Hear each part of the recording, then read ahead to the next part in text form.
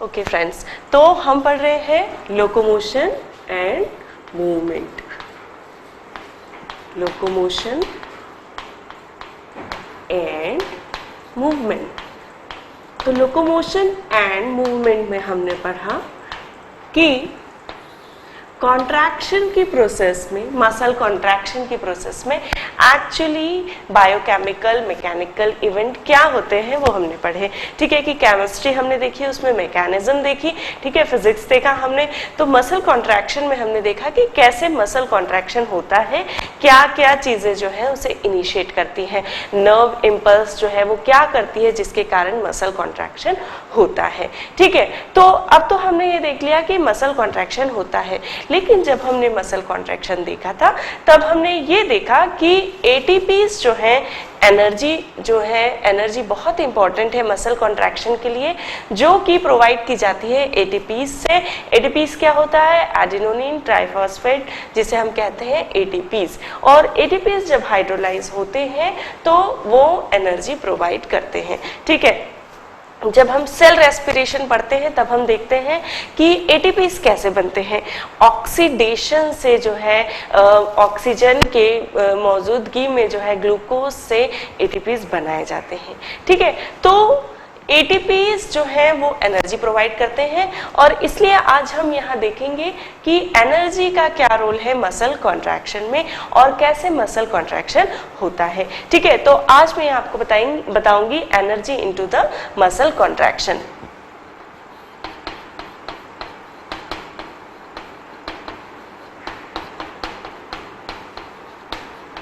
Muscle contraction, ठीक है, कि कैसे, क्योंकि हमने देखा था कि जब एटीपीज जो हैं वो मायोसिन के हेड से अटैच होते हैं तो क्या होता है कि मायोसिन का हेड जो कि रिलैक्स पोजीशन में रहता है, जब उससे एटीपीज अटैच हो जाते हैं तो वो क्या होता है, वो हाई एनर्जी स्टेज में आ जाता है और वो स्ट्रेटन हो जाता है और इसी के वजह से वो क्या करता है, वो क्रॉस ब्रिज फॉर्म करता है जो एक्टिन फिलामेंट्स है उनसे। तो इस प्रकार एटीपीज जब जुड़ते हैं तभी ये प्रोसेस हो पाती है। ठीक है, एटीपीज। और दूसरा ये भी हमने देखा था कि जब ये एटीपीज मायोसिन हेड से वापस जुड़ते हैं, वापस अटैच होते हैं, तो क्या होता है कि वो क्रॉस ब्रिजेस से डिटैच हो पाते हैं, एक्टिन से जो है वो डिटैच हो पाते हैं और in the absence of ATPs they can not detach from the actins. ठीक है, तो एनर्जी जो है बहुत जरूरी है, एटीपीज जो है बहुत जरूरी है, किस लिए? क्रॉस ब्रिज के फॉर्मेशन के लिए भी और क्रॉस ब्रिज के जो है डिटैचमेंट के लिए भी। ठीक है, तो इस प्रकार एटीपीज का इतना इंपॉर्टेंट रोल है। तो हम यहाँ देखेंगे कि कैसे जो है एटीपीज बनाती है मसल और कैसे एटीपीज का जो रोल है मसल कॉन्ट्रैक्शन में है। ठीक, तो क्या होता है कि जो मसल्स रहती है वर्टिब्रेट्स में, तो वर्टिब्रेट्स में मसल कॉन्ट्रैक्शन के लिए एटीपीज होते हैं मसल्स में ही, और साथ ही मसल्स में ग्लाइकोजन भी रहता है। और ग्लाइकोजन आपको पता है कि ग्लूकोज जब इकट्ठा होता है तो वो ग्लाइकोजन फॉर्म करता है। ठीक है, और इस प्रकार ग्लाइकोजन से ग्लूकोज और ग्लूकोज से ग्लाइकोजन बनता रहता है। ठीक है, लिवर में आपको पता है कि ग्लूकोज जब ज्यादा होता है हमारी बॉडी में तो उससे क्या बन जाता है, वो किस फॉर्म में स्टोर होता है? राइट, ग्लाइकोजन के फॉर्म में। ठीक, तो मसल कॉन्ट्रैक्शन में क्या होता है कि जो एटीपीज रहते हैं उसके फॉर्म में जो है हाई फॉस्फेट बॉन्ड्स के रूप में एनर्जी एटीपीज में रहती है। ठीक है, एटीपीज क्या है?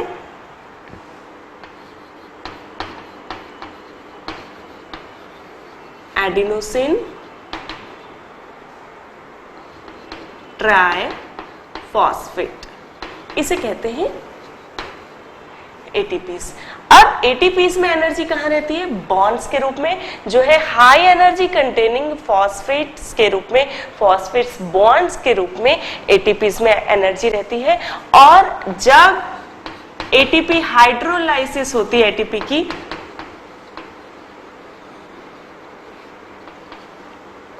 और ये एटीपेज एंजाइम के द्वारा जो है कैटालाइज होती है ये प्रोसेस, और एटीपीज से क्या बना लिया जाता है, एडीपीज बना लिए जाते हैं, प्लस फॉस्फेट, इनऑर्गेनिक फॉस्फेट, और प्लस एनर्जी इससे फॉर्म होती है, जो कि कुछ एनर्जी का जो पार्ट है वो मसल कॉन्ट्रैक्शन में यूज किया जाता है। दैट मीन्स कि जो फॉस्फेट्स जो कि फॉस्फेट नहीं, जो मायोसिन्स के हेड्स रहते हैं वो यूटिलाइज कर लेते हैं इस एनर्जी को और वो स्ट्रेटन हो जाते हैं, और साथ ही ये जो है डिटैचमेंट के लिए भी एनर्जी यूटिलाइज की जाती है। ठीक है, तो ये हमने देखा फर्स्ट एनर्जी से कैसे जो है एनर्जी बनाई जा रही है, तो एटीपी से एडीपीज, और फिर एनर्जी जो कि यूटिलाइज हो रही है। ठीक है, तो क्या होता है कि जब मसल्स रहती हैं, वर्टिब्रेट्स मसल्स, उसमें एटीपीज रहते हैं और उन्हें मसल कॉन्ट्रैक्शन के टाइम पर यूज किया जाता है। लेकिन जब मसल्स में ज्यादा कॉन्ट्रैक्शन होता है, ठीक है, ज्यादा मात्रा में यदि कॉन्ट्रैक्शन हो रहा है, और क्या हो रहा है, यदि ज्यादा कॉन्ट्रैक्शन होगा तो एटीपीज मसल्स में जो है वो जल्दी यूटिलाइज होंगे और जल्दी जल्दी वो खत्म होते जाएंगे। तो उस स्थिति में क्या होता है कि मसल्स में ही जो है फॉस्फेटेज रहते हैं, जिन्हें कहते हैं, क्या कहते हैं, जिन्हें क्रिएटिन फॉस्फेट कहते हैं या फॉस्फोक्रिएटिन कहते हैं। ठीक है, तो ये क्रिएटिन फॉस्फेट क्या करते हैं, ये क्रिएटिन फॉस्फेट हमारी मसल्स में रहते हैं और ये वापस एडीपीज को फॉस्फेट देकर और वापस उसे एटीपीज में कन्वर्ट करा देते हैं। ठीक है, तो एडीपीज, क्रिएटिन फॉस्फेट, और what it does, it converts ADPs into ATPs and again। ठीक है,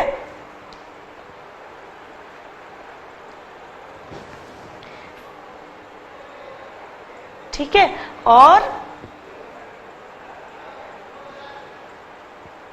ठीक है, क्रिएटिन फॉस्फेटेज नामक एक एंजाइम जो है इस प्रोसेस को कैटालाइज करता है, क्रिएटिन फॉस्फेटेज, और प्लस इसके साथ बनता है क्रिएटिन।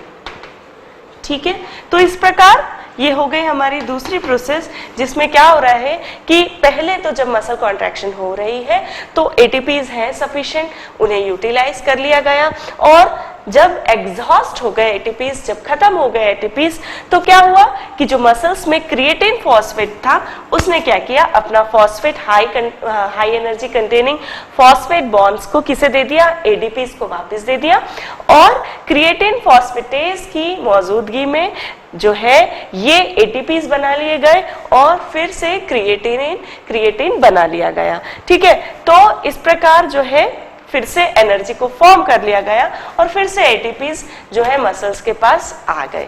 ठीक, अब क्या होता है कि जब मसल्स जो रहती है, मसल्स में भी एरोबिक जो है एरोबिक ऑक्सीडेशन होता है और एरोबिक रेस्पिरेशन के द्वारा एटीपीज कुछ बना लिए जाते हैं। लेकिन क्या होता है कि ठीक है, तो पहला तो एटीपीज से एनर्जी बन रही है, और एटीपीज कैसे बन रहे हैं, एक तो फॉस्फोक्रिएटिन के द्वारा बन रहे हैं, दूसरा जो है एरोबिक रेस्पिरेशन से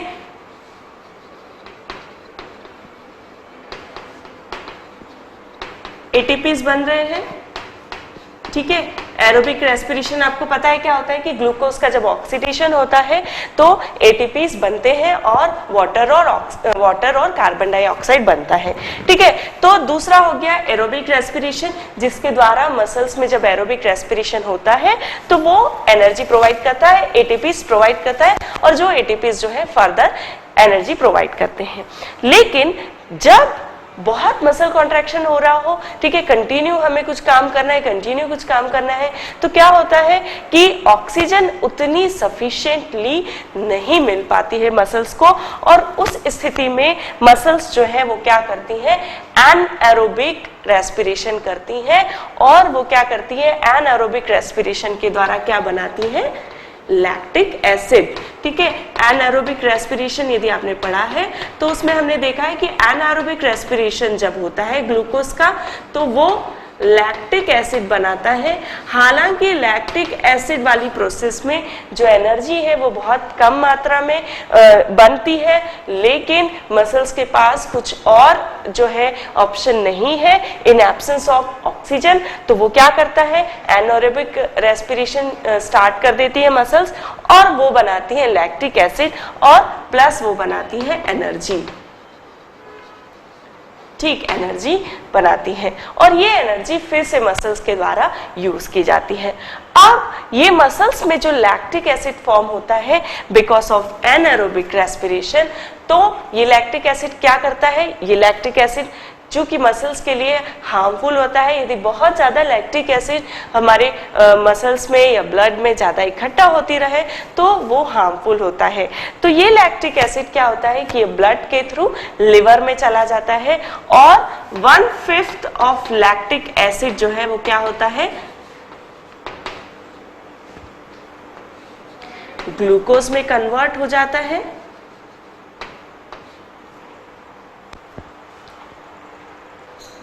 okay, so 1/5 of lactic acid नहीं कन्वर्ट होता है, 1/5 ऑफ लैक्टिक एसिड जो है उसका ऑक्सीडेशन होता है और ऑक्सीजन के साथ ये क्या बनाता है, वाटर, कार्बन डाइऑक्साइड और प्लस ये बनाता है एटीपीज। ठीक है,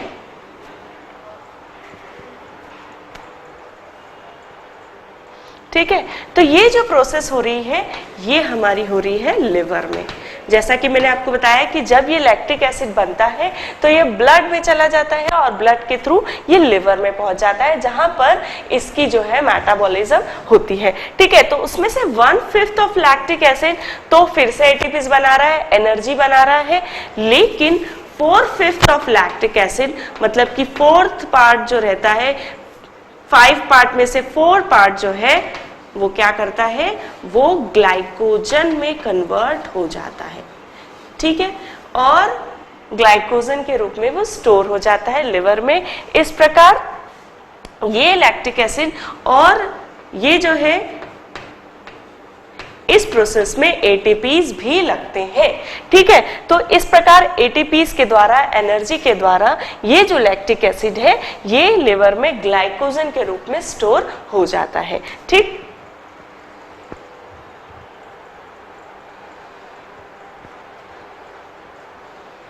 ठीक है, ठीक है, तो ये जो लैक्टिक एसिड है ये एटीपीज के द्वारा हाइड्रोलाइसिस होती है। इसकी हाइड्रोलाइसिस मतलब वाटर के साथ ही रिएक्ट करता है और लैक्टिक एसिड क्या करता है,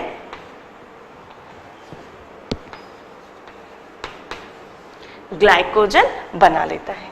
ठीक, तो ये ग्लाइकोजन जो है वो हमारे लिवर में फिर से स्टोर हो जाता है और जब हमें ग्लूकोज की जरूरत होती है, जब हमें एनर्जी की जरूरत होती है तो ग्लाइकोजन से फिर ग्लूकोज बना लिया जाता है और ग्लूकोज से फिर एनर्जी बना ली जाती है। ठीक है, तो एक ये पूरी साइकिल होती है और इसे एक साइंटिस्ट है कॉरी, जिन्होंने इस साइकिल को डिफाइन किया और उन्होंने उस साइकिल को कहा कोरी साइकिल।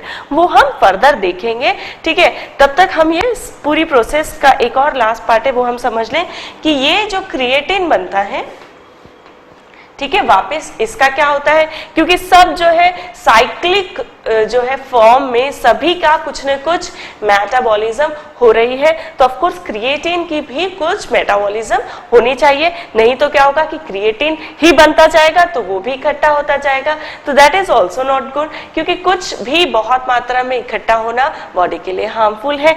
इसलिए इस क्रिएटिन को भी प्रोसेसिंग करनी होगी, मेटाबॉलिज्म करनी होगी। तो ये जो क्रिएटिन है ये क्या करता है, फिर से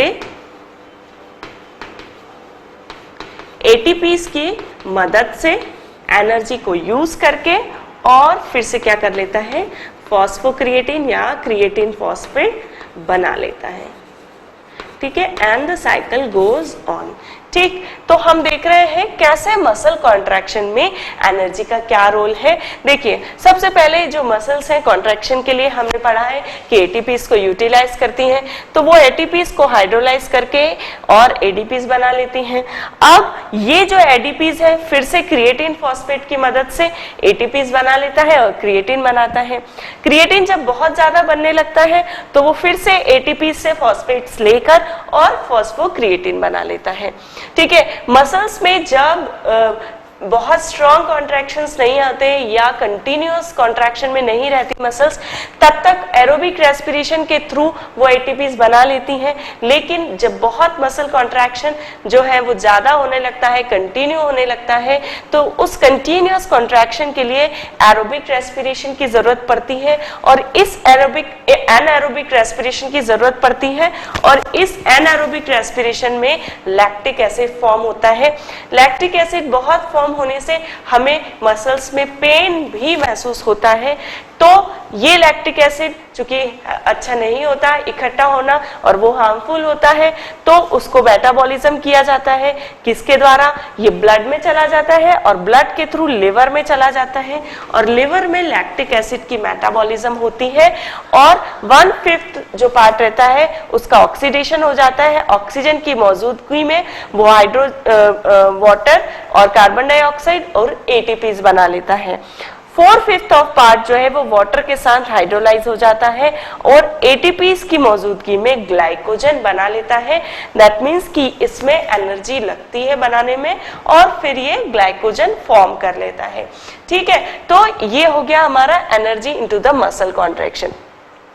अब एक बात जानना हमें जरूरी है कि जितनी एनर्जी जो है प्रोड्यूस होती है, जैसा कि यहाँ पे लिखा हुआ है कि यहाँ पे एनर्जी प्रोड्यूस हुई, तो ये जो एनर्जी प्रोड्यूस होती है इसका बहुत ही कम पार्ट जो है वो मसल कॉन्ट्रैक्शन में यूटिलाइज होता है। रेस्ट ऑफ द पार्ट जो है वो डिसिपेट हो जाता है in the form of heat. और इसीलिए जब बहुत ज्यादा एक्सरसाइज होती है तो हम जो है हीट जो है वो फील करते हैं और हमारे जो मसल्स हैं वो भी जो है हीटेड होती हैं, थोड़ी उसका जो टेम्परेचर है वो बढ़ जाता है।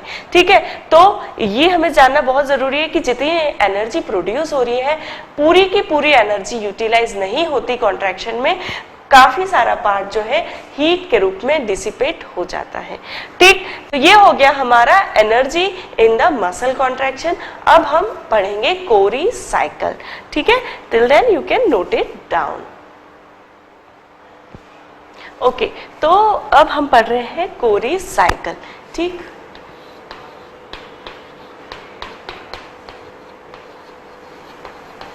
ठीक है, कोरी साइकिल में जो है ये सारी प्रोसेस भी हमें समझने के लिए इजी रहेंगी, इसलिए ये मैंने एज इट इज नोट रखी है ताकि वो फिर से हम समझ सके।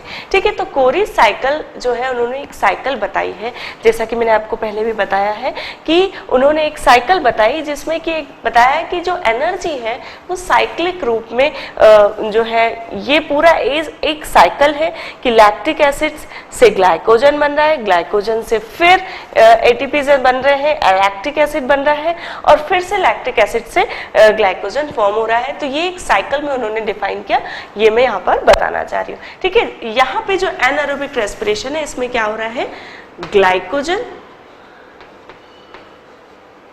कि जब ग्लाइकोलाइसिस होती है एनारोबिक, तब वो क्या बनाता है, वो बनाता है लैक्टिक एसिड। ठीक है, तो इसे ग्लाइकोजन की ग्लाइकोलाइसिस से या जो है ग्लाइकोजन का एनारोबिक ऑक्सीडेशन की वजह से लैक्टिक एसिड बनता है। ठीक, तो अब हम यहाँ पे कोरी साइकिल पढ़ेंगे। यहाँ से मैं आपको बताती हूँ कि मसल्स में क्या होता है, ग्लाइकोजन रहता है, ठीक है, और ठीक है ग्लाइकोजन से क्या बन रहा है, लैक्टिक एसिड बन रहा है। ठीक है, ये आपने देखा यहाँ लैक्टिक एसिड बन रहा है। ठीक, ये लैक्टिक एसिड बन रहा है और लिवर में जा रहा है। ठीक है, लिवर में फर्दर क्या हो रहा है, कि ये जो लैक्टिक एसिड है फर्दर क्या बना रहा है, ग्लाइकोजन। यहां आप देख रहे हैं कि 4/5 ऑफ पार्ट जो है लैक्टिक एसिड का फिर से ग्लाइकोजन में कन्वर्ट हो रहा है। ठीक है, ठीक है, तो ये है हमारा लिवर ग्लाइकोजन। ठीक, क्योंकि लिवर में आ गया है। और ये है हमारा muscle lactic acid.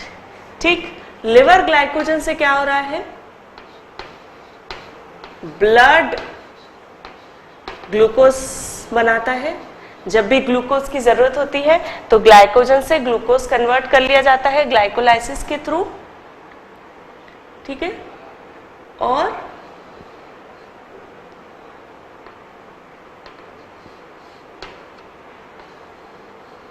Blood glucose से क्या होता है, वापस से मसल ग्लाइकोजन बना लिया जाता है। ठीक है, तो ये इस प्रकार ये एक साइकिल जो है हमारी चलती रहती है। ठीक है, जब भी ब्लड में ग्लूकोज ज्यादा हो गया तो वो वापस लिवर में ग्लाइकोजन के रूप में स्टोर हो जाता है। ठीक, अब ये आप एक देख रहे हैं साइकिल के फॉर्म में कि जो ब्लड ग्लूकोज है वही जाके मसल्स में ग्लाइकोजन बनाता है। जैसा कि मैंने आपको बताया था कि मसल्स जो रहती हैं उसमें ग्लाइकोजन रहता है स्टोर, सो दैट वो ग्लाइकोजन जो है वो जब एनर्जी के लिए जरूरत हो तो ग्लाइकोलाइसिस के द्वारा उससे एनर्जी बनाई जा सके।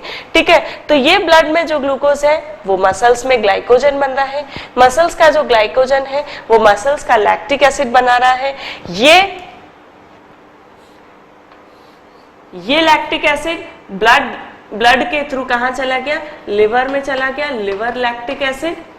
और लिवर के लैक्टिक एसिड ने क्या बनाया, लिवर ग्लाइकोजन बना दिया। और ये लिवर का ग्लाइकोजन जो है ब्लड में चला गया ग्लूकोज के फॉर्म में। जब भी जरूरत पड़ी ग्लूकोज की तो लिवर ग्लाइकोजन से ग्लूकोज बनाया गया, और जब ब्लड में ग्लूकोज ज्यादा हो गया तो उससे लिवर में ग्लाइकोजन बना लिया गया। ठीक, तो इस प्रकार ये जो पूरी साइकिल चलती रहती है कि ग्लूकोज से ग्लाइकोजन, ग्लाइकोजन से ग्लूकोज, लैक्टिक एसिड से जो है एनर्जी, ग्लाइकोजन से लैक्टिक एसिड और लैक्टिक एसिड से ग्लाइकोजन। तो ये जो पूरी साइकिल चलती रहती है इसे कहा गया कोरीज साइकिल। ठीक, तो ये जो है इन्होंने कोरीज ने, जो साइंटिस्ट थे, उन्होंने ये पूरी साइकिल को डिफाइन किया कि कैसे लिवर से ग्लाइकोजन और ग्लाइकोजन से लिवर कैसे लिवर लैक्टिक एसिड से जो है लिवर ग्लाइकोजन बनाया जा रहा है, और कैसे उससे फिर मसल लैक्टिक एसिड फॉर्म हो रहा है, मसल्स में लैक्टिक एसिड फॉर्म हो रहा है। ठीक है, तो यहाँ पर जो हमने साइकिल कोरीज साइकिल जो है वो इन स्टेप से रिलेटेड है कि जब एनारोबिक रेस्पिरेशन होता है तो ग्लाइकोजन से क्या बनाया जाता है, ये देखिए ये लैक्टिक एसिड बना लिया जाता है। और फिर यहाँ पे क्या होता है कि ये ब्लड के थ्रू ब्लड ये कहाँ चला जाता है, लिवर में चला जाता है। और लिवर में ये लैक्टिक एसिड 1/5 पार्ट जो है वो वापस एनर्जी देता है, लेकिन जो मोस्ट ऑफ द पार्ट है वो ग्लाइकोजन के रूप में स्टोर हो जाता है। और फिर वापस से मसल्स को जब ग्लाइकोजन की जरूरत होती है तो ब्लड ग्लूकोज से ग्लाइकोजन स्टोर कर लेती है और इससे वापस लैक्टिक एसिड बना लिया जाता है। ठीक है, तो this is the Cori's cycle और energy into the muscle contraction हमने पढ़ा अभी। ठीक है, ओके, तो ये जब हम एनर्जी देखते हैं, energy into the muscle contraction जब हम देखते हैं तो आप यहाँ देख रहे होंगे कि फर्स्ट 3 स्टेप्स जो हम देख रहे हैं कौन सी, एक तो पहली कि एटीपी से एनर्जी बनना, एडीपी से वापस एटीपी बनना और क्रिएटिन से वापस फॉस्फोक्रिएटिन बनना। तो यहाँ तक की जो प्रोसेस होती है, यहाँ तक की प्रोसेस में ऑक्सीजन का कोई कंट्रीब्यूशन नहीं है। दैट मीन्स कि काफी हद तक यदि ऑक्सीजन की मौजूदगी नहीं है, अवेलेबिलिटी नहीं है, शॉर्टेज है, तो मसल कॉन्ट्रैक्शन किया जा सकता है in spite of absence of oxygen. ठीक है, तो ये बहुत महत्वपूर्ण है कि यदि ऑक्सीजन की कमी है, शॉर्टेज है, तब भी हम मसल कॉन्ट्रैक्शन कर सकते हैं। ये स्टेप्स हमें ये शो करती हैं और इसलिए जो है हम काफी देर तक मसल कॉन्ट्रैक्शन करते हैं। इवन इफ मसल्स को बहुत ज्यादा ऑक्सीजन नहीं प्रोवाइड हो पाती, तब भी हमारी मसल्स कॉन्ट्रैक्शन कर पाती है, क्योंकि मसल्स में देख रहे हैं आप कि एनारोबिक रेस्पिरेशन भी हो रहा है। तो ये जो सारी एडेप्टेबिलिटी है मसल्स की, ये उसे योग्य बनाती है, ये उसे एबल बनाती है, कैपेबल बनाती है कि वो ज्यादा कॉन्ट्रैक्शन कर सके even if there is not sufficient oxygen. ठीक है, तो ये जो ऑक्सीजन का यहाँ पर जो ऑक्सीजन की जरूरत नहीं पड़ रही है काफी टाइम तक, ये देख रहे हैं आप कि यहाँ पर जब लैक्टिक एसिड से एटीपीज बनाना पड़ रहे हैं तभी हमें ऑक्सीजन की जरूरत है, या फिर एरोबिक रेस्पिरेशन जब हो रहा है मसल्स में तभी हमें ऑक्सीजन की जरूरत है।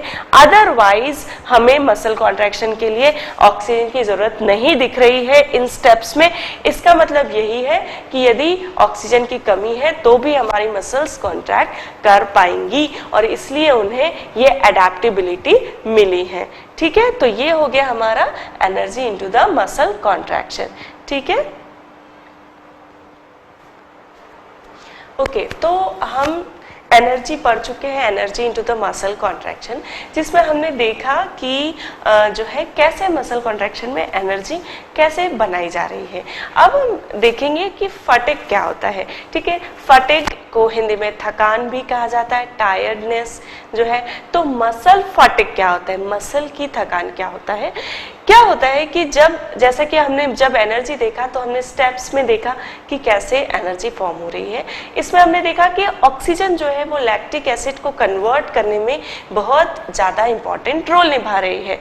इसलिए जब ये ऑक्सीजन की कमी होती है, ठीक है, तो ये लैक्टिक एसिड को जो है वापस कन्वर्ट करना, ग्लाइकोजन में कन्वर्ट करना और लैक्टिक एसिड से भी एनर्जी फॉर्म करना जो है मुश्किल हो जाता है। ठीक है, तो लैक्टिक एसिड से एनर्जी फॉर्म करने के लिए हमें ऑक्सीजन की जरूरत होती है और यदि ऑक्सीजन की कमी हो तो लैक्टिक एसिड इकट्ठा होता जाता है और इस लैक्टिक एसिड को इकट्ठा होने को कहा जाता है ऑक्सीजन डेप्थ। डेप्थ मतलब कि रेन मतलब कि ड्यू।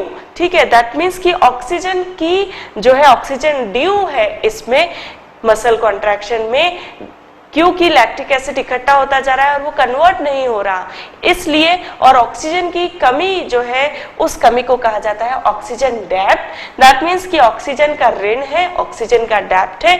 यदि ऑक्सीजन मिल जाएगा तो ये डेप्थ जो है खत्म हो जाएगा और लैक्टिक एसिड वापस कन्वर्ट हो जाएगा एनर्जी में। ठीक है, तो लैक्टिक एसिड का हमने क्या देखा था कि जब लैक्टिक एसिड इकट्ठा हो जाता है तो वो ऑक्सीजन के साथ जो है वो क्या करता है, वो एनर्जी बना लेता है।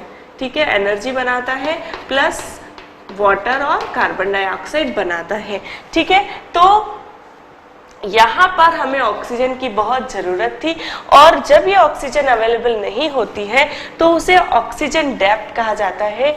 और ऐसी हालत में जबकि ऑक्सीजन नहीं होती और लैक्टिक एसिड बहुत ज्यादा मात्रा में जो है बढ़ जाता है मसल्स में, तो क्या होता है कि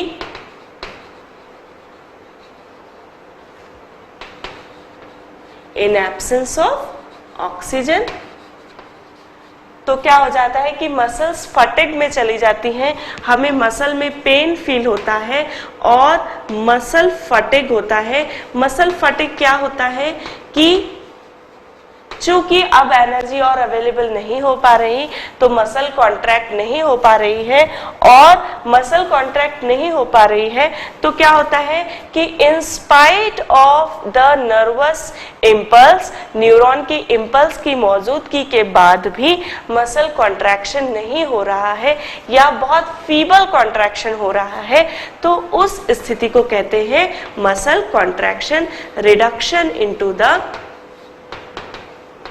muscle contraction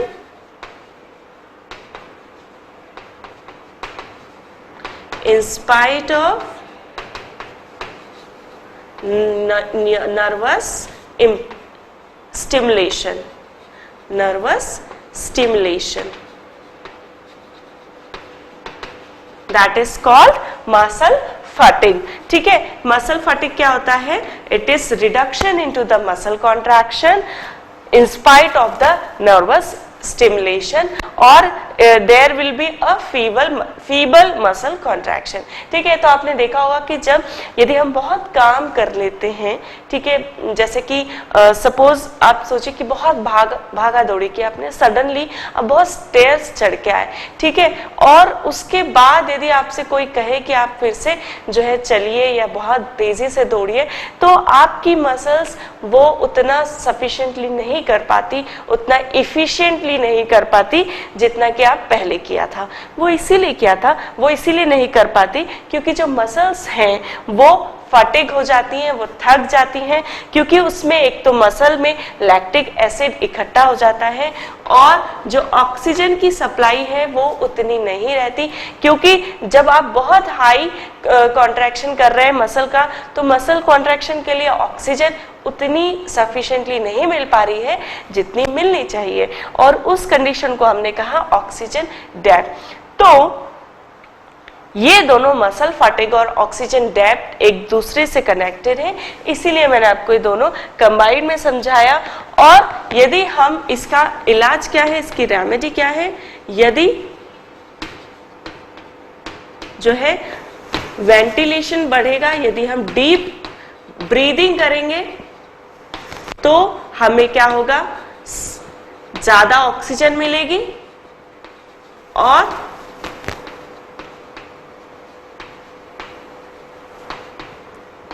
ऑक्सीजन डेप्थ कम होता जाएगा और मसल फटिग भी कम होता जाएगा। ठीक है, अच्छा, एक और बात है कि ये जो मसल फटिग है या ये जो reduction in the muscle contraction है, ये दूसरी दो कारणों से भी जो है हो सकता है।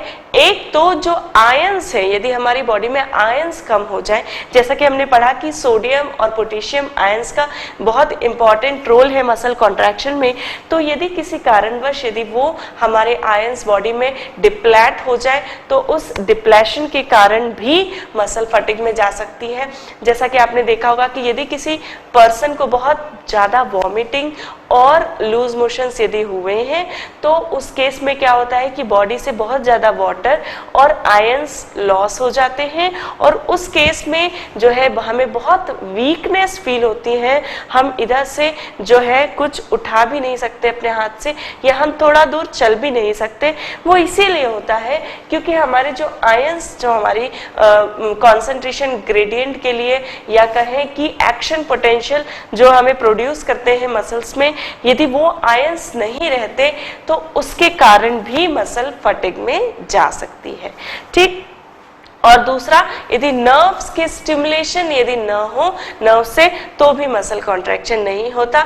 तो किसी ब्रेन डिसऑर्डर में, नर्वस डिसऑर्डर में ऐसा हो सकता है कि मसल्स जो है वो पैरालाइज हो जाए और वो वर्क ना करें। ठीक है, तो मसल कॉन्ट्रैक्शन के लिए तीन चीजें जरूरी है। एक तो नर्वस स्टिमुलेशन जरूरी है, ठीक है, फिर आयंस का जो आयंस का जो ग्रेडियंट है, कॉन्सेंट्रेशन ग्रेडियंट, वो जरूरी है, और तीसरा मसल्स की खुद की एनर्जी जरूरी है। तो ये तीनों यदि प्रॉपर है तो मसल कॉन्ट्रैक्शन प्रॉपर हो सकता है, नहीं तो it will produce muscle fatigue. ठीक, तो ये हमने पढ़ा ऑक्सीजन डेप्थ और हमने पढ़ा मसल फटिग। ठीक है, ओके। दूसरा जो मैंने आपको बताया कि जो एनर्जी प्रोड्यूस होती है मसल कॉन्ट्रैक्शन में, उसका बहुत कम पार्ट ही मसल्स के द्वारा यूटिलाइज होता है और बाकी पार्ट बॉडी में हीट के रूप में डिसिपेट हो जाता है। अब ये बॉडी में हीट के रूप में डिसिपेट होना बहुत ही इंपॉर्टेंट है, क्योंकि ये हमारी बॉडी का टेम्परेचर भी मेंटेन रखता है। जैसा कि आपको पता है कि 37 degree Celsius normal body temperature होता है और ये टेम्परेचर हमारे मसल्स कॉन्ट्रैक्शन के द्वारा ही मेंटेन किया जाता है। यदि किसी कारणवश मसल्स कॉन्ट्रैक्ट नहीं होती और मसल्स एक्टिविटी नहीं होती तो बाकी जो एक्टिविटीज होती है हमारे बॉडी में, सेल्स एक्टिविटीज जो होती है वो भी एनर्जी प्रोड्यूस करती हैं और हीट प्रोड्यूस करती हैं, तो वो इतनी इफिशिएंट नहीं होती बॉडी का टेम्परेचर मेंटेन करने में जितना कि मसल्स कॉन्ट्रैक्शन की जो हीट है वो मेंटेन करके रखती है। इसलिए मसल कॉन्ट्रैक्शन बहुत इंपॉर्टेंट है हमारी बॉडी का टेम्परेचर मेंटेन करने में भी। ठीक, तो ये हमने पढ़ लिया मसल कॉन्ट्रैक्शन में एनर्जी कैसे होती है, ऑक्सीजन डेप्थ क्या होता है और मसल फटीग कैसे होता है। ठीक है, तो now you can go through this. Okay friends, अब हम पढ़ेंगे red and white muscle fibres क्या होते हैं वो आज हम पढ़ रहे हैं।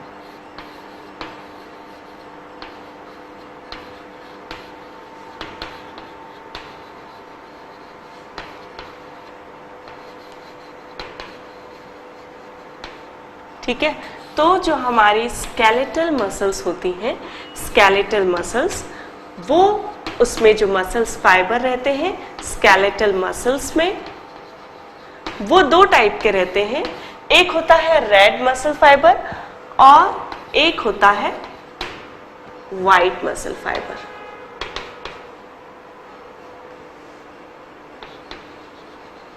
ठीक है, red muscles, white muscle fibre.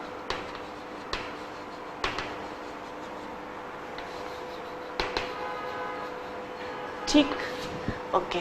सो ये रेड और वाइट मसल फाइबर, इनका नाम जो है वो इसलिए है क्योंकि रेड मसल फाइबर जो होते हैं वो रेड कलर के होते हैं और जो वाइट मसल फाइबर होते हैं वो काफी लाइट कलर के होते हैं, ऑलमोस्ट वाइट कलर के होते हैं, इसलिए उन्हें कहा वाइट मसल फाइबर। तो जो रेड मसल फाइबर रहते हैं वो रेड कलर के होते हैं, थिन होते हैं और डार्क होते हैं। थिन डार्क रेड कलर के मसल फाइबर्स होते हैं। इनमें मायोग्लोबिन जो है बहुत ज्यादा मात्रा में होता है और इससे ऑक्सी मायोग्लोबिन जो है बनाता है, ऑक्सीजन मायोग्लोबिन से जुड़कर ऑक्सी मायोग्लोबिन बनाता है।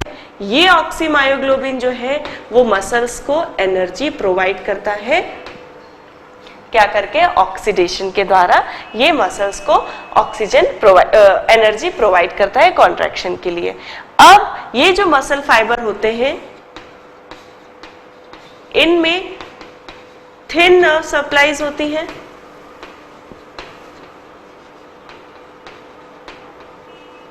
ठीक है।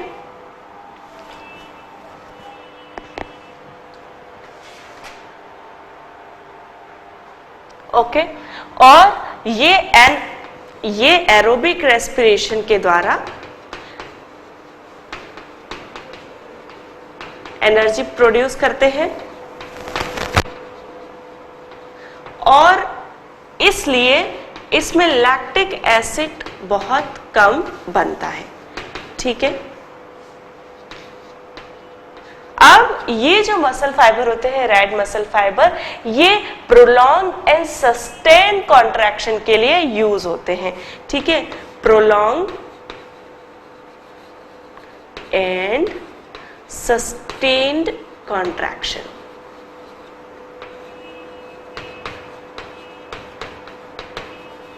ठीक है। For example,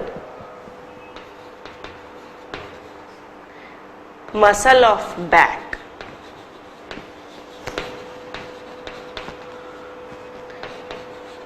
for erect posture, ठीक है। जैसे कि हमारी बैक की जो मसल होती है, जो बैक की मसल होती है ट्रेपेजियस उसे कहते हैं। तो ये जो मसल्स होती हैं हमारी, ये हमारी नेक को और बैक को जो है स्ट्रेट रखती है और हमारी इरेक्ट पोस्चर के लिए ये बहुत महत्वपूर्ण होती है, क्योंकि यदि हम खड़े हुए हैं तो कंटिन्यूअस हमारे पोस्चर को बनाए रखने के लिए जो कॉन्ट्रैक्शन है वो प्रोलॉन्ग्ड और सस्टेन्ड कॉन्ट्रैक्शन होना चाहिए। ऑल्दो बहुत स्ट्रॉन्ग कॉन्ट्रैक्शन नहीं है, लेकिन प्रोलॉन्ग्ड और सस्टेन एक जैसा कॉन्ट्रैक्शन है मसल्स के लिए, और उसके लिए जरूरी है कि ऑक्सीजन ज्यादा हो। इसलिए इस रेड मसल्स में मायोग्लोबिन ज्यादा होता है, मायोग्लोबिन, और वो रेड कलर का प्रोटीन होता है, इसलिए इसे वो रेड कलर देता है। और इससे ऑक्सीजन जुड़ा हुआ रहता है ऑक्सी मायोग्लोबिन के रूप में, इसे कहते हैं हम ऑक्सी मायोग्लोबिन। और ये ऑक्सी मायोग्लोबिन से जो ऑक्सीजन जुड़ा रहता है वो प्रोलॉन्ग कॉन्ट्रैक्शन के लिए एनर्जी प्रोवाइड करता है। चूंकि इसे जो है सस्टेन्ड कॉन्ट्रैक्शन की जरूरत होती है, इसलिए जो नर्व सप्लाई होती है इसे थिन नर्व सप्लाई होती है, और ये नर्व सप्लाई जो है कांस्टेंट स्टिमुलेशन देती रहती है, जिससे प्रोलॉन्ग्ड और सस्टेन्ड कॉन्ट्रैक्शन होता रहता है। चूंकि ऑक्सीजन बहुत ज्यादा मात्रा में रहता है, इसमें एबंडेंट रहता है, इसलिए एरोबिक रेस्पिरेशन होता है, और एरोबिक रेस्पिरेशन होने के कारण एनारोबिक रेस्पिरेशन नहीं होता है या बहुत कम होता है, इसलिए लैक्टिक एसिड भी बहुत कम मात्रा में बनता है। ठीक है, तो रेड मसल फाइबर उन जगह पे होते हैं स्केलेटल में, हमारी बॉडी में, या वर्टिब्रेट्स की बॉडी में, जैसे कि जो बर्ड्स हैं, बर्ड्स की बॉडी में भी रेड मसल फाइबर रहते हैं। और वो बर्ड्स जो कि प्रोलॉन्ग्ड और सस्टेन्ड फ्लाई करती हैं, जैसे कि आपने देखा होगा कि ईगल है, या जो दूसरी बड़ी बर्ड्स हैं जो कि काफी समय तक और फ्लाई करती रहती हैं स्काई में, उन्हें रेड मसल फाइबर्स उनके विंग्स में होते हैं, जो कि उन्हें प्रोलॉन्ग्ड और सस्टेन्ड कॉन्ट्रैक्शन के लिए, प्रोलॉन्ग फ्लाई के लिए उन्हें कैपेबल बनाते हैं। ठीक, दूसरा जो फिश रहती है, जो बड़ी फिश रहती है, उन्हें कांस्टेंट क्रूजिंग के लिए जो है ये रेड मसल फाइबर उनमें रहते हैं और उन्हें कैपेबल बनाते हैं कि वो प्रोलॉन्ग जो है क्रूजिंग कर सके वाटर में। ठीक, तो ये हो गया हमारा red muscle fibre, red colour के दिखते हैं ड्यू टू द मायोग्लोबिन।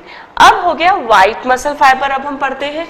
तो व्हाइट मसल फाइबर्स जो है वो लाइट कलर के होते हैं, इन्हें थिक और लाइट कलर के होते हैं।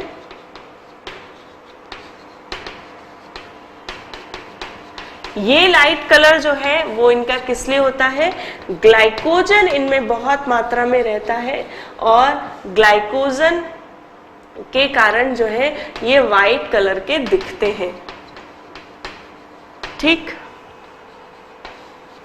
इसमें लैक्टिक एसिड ज्यादा बनता है, क्योंकि ये जो होता है एनारोबिक रेस्पिरेशन के थ्रू इसमें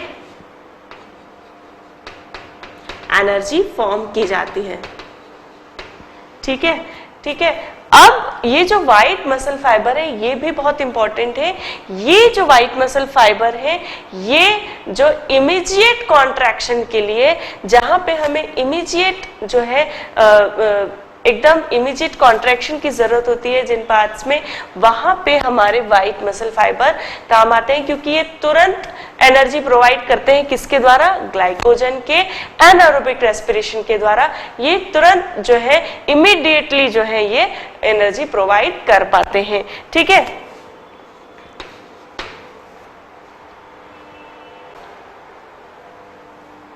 सो ये जो है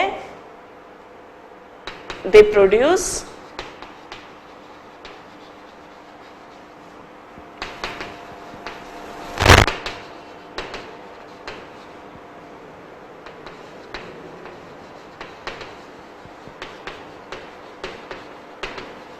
ठीक है। तो ये इमीडिएटली कॉन्ट्रैक्शन प्रोड्यूस कर पाते हैं, और इमीडिएटली यदि हमें कुछ कॉन्ट्रैक्शन की जरूरत है किसी बॉडी पार्ट में वर्क करने के लिए, जैसे कि आई की मसल, ठीक है, जैसे आईज जो रहती है उन्हें प्रोलॉन्ग कॉन्ट्रैक्शन की जरूरत नहीं है, उन्हें शॉर्ट और इमीडिएट कॉन्ट्रैक्शन की जरूरत होती है। सपोज यदि इधर देखा तो आईज की जो मसल्स हैं, जो मसल्स होती हैं ऑब्लिक मसल्स या कहते हैं हैं, जिसे ऑप्टिक मसल्स जो रहती हैं, वो जो मसल्स रहती हैं वो इमीडिएट और शॉर्ट कॉन्ट्रैक्शन करती हैं, इसलिए उन्हें वाइट मसल फाइबर्स की सप्लाई रहती है और ये जो मसल्स रहती हैं वो तुरंत फटिग हो जाती है।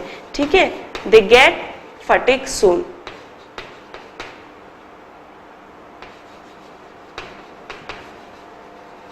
और जो हमारी रेड मसल्स होती हैं वो आसानी से फटिग नहीं होती, लेकिन जो हमारी वाइट मसल फाइबर्स रहती हैं वो क्विक और शॉर्ट कॉन्ट्रैक्शन करती हैं, इसलिए क्योंकि वो क्विक एंड शॉर्ट कॉन्ट्रैक्शन करती हैं, लेकिन वो क्विक इफिशिएंट कॉन्ट्रैक्शन कर पाती हैं, हाई एनर्जी प्रोवाइड कर पाती है कॉन्ट्रैक्शन के लिए ये मसल फाइबर, इसलिए ये फटिग भी जल्दी हो जाती हैं। ठीक है, तो इसका एग्जाम्पल है हमारी आई मसल।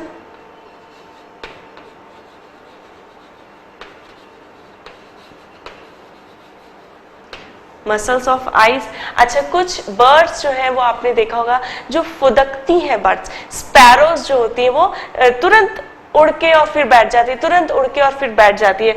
तो ये जो स्पैरोज रहती हैं इनमें भी जो मसल फाइबर होते हैं वो वाइट मसल फाइबर होते हैं, ताकि वो क्विक और शॉर्ट फ्लाई कर पाए। तो स्पैरोज जो होते हैं, स्पैरोज जो होती है चिड़िया, गौरैया जिसे कहते हैं, उनमें जो है उनके विंग्स में ये वाइट मसल फाइबर होते हैं ताकि वो क्विक और फास्ट फ्लाई कर पाए, क्योंकि उसे लॉन्ग फ्लाई की जरूरत नहीं, उसे क्विक एंड शॉर्ट फ्लाई की जरूरत है, इसलिए उसे वाइट मसल फाइबर्स जो है उसके विंग्स में होते हैं। ठीक, तो ये हो गया हमारे रेड और व्हाइट मसल फाइबर।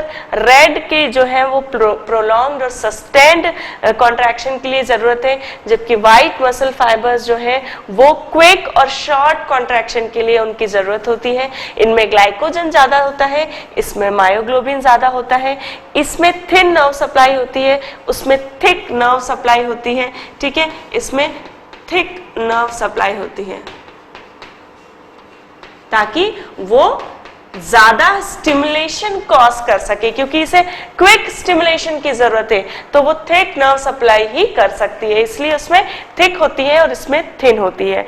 ठीक है, इसमें एरोबिक रेस्पिरेशन के थ्रू, मोस्टली एरोबिक रेस्पिरेशन के थ्रू एनर्जी बनती है, जबकि इसमें एनारोबिक रेस्पिरेशन के थ्रू एनर्जी बनती है, और इसीलिए लैक्टिक एसिड ज्यादा एक्यूमुलेट होता है और इसीलिए ये जल्दी फटिग हो जाती है, जबकि ये प्रोलॉन्ग्ड और सस्टेन कॉन्ट्रैक्शन करती हैं और इजीली फटिग नहीं होती। Not fatigue soon. ठीक है, they do not get fatigue soon, और ये दे गेट फटिग सून। यहाँ का एग्जाम्पल है मसल्स ऑफ आइज और ये है मसल्स ऑफ बैक। ठीक, तो ये हो गया हमारे रेड और व्हाइट मसल फाइबर्स।